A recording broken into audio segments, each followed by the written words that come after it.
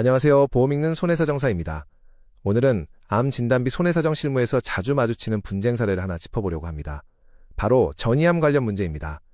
진단서에 전이암 코드가 적혀 있어서 전이된 부위를 기준으로 보험금을 청구했는데 막상 받아보니 소외감 진단비만 나왔다.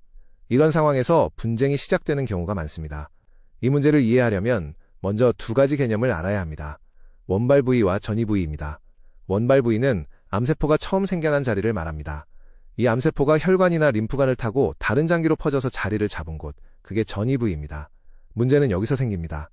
보험 소비자는 진단서에 찍힌 전이 부위 코드를 근거로 청구하고 보험사는 원발 부위 코드를 기준으로 심사를 합니다.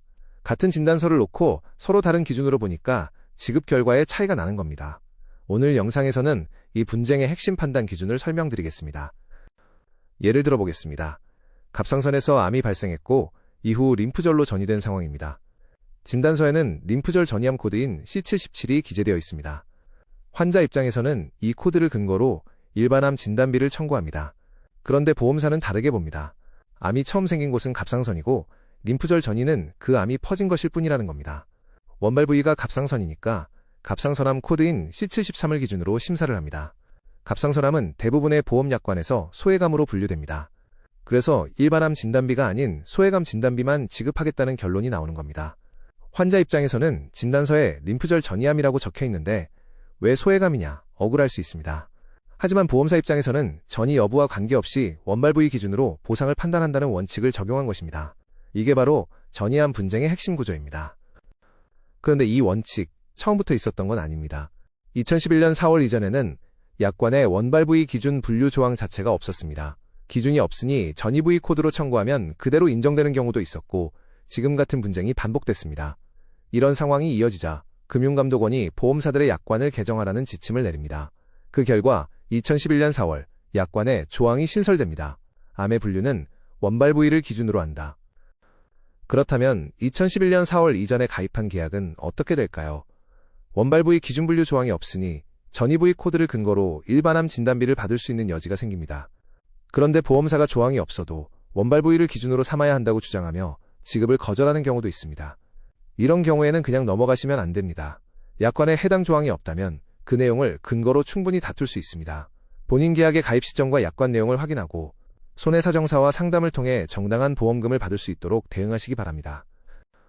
그런데 2011년 4월 이후 가입한 계약이라도 무조건 원발 부위를 기준으로 암 진단비가 지급되는 것은 아닙니다.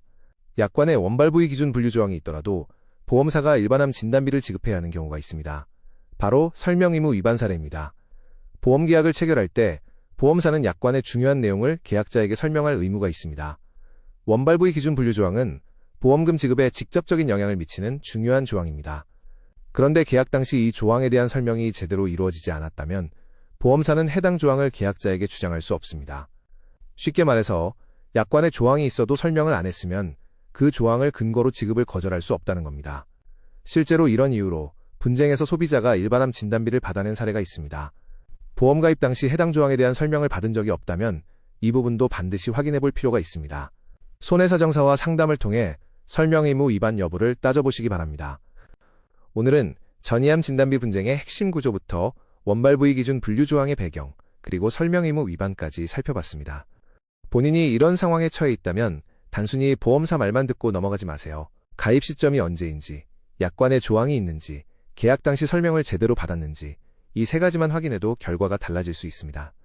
저는 보험 소비자 편에서 정당한 보험금을 받을 수 있도록 도와드리고 있습니다. 전이암 관련 분쟁으로 어려움을 겪고 계신 분은 편하게 상담 요청 주세요. 앞으로도 보험 소비자에게 실질적으로 도움이 되는 내용으로 찾아오겠습니다. 영상이 도움이 되셨다면 구독과 좋아요 부탁드립니다. 감사합니다.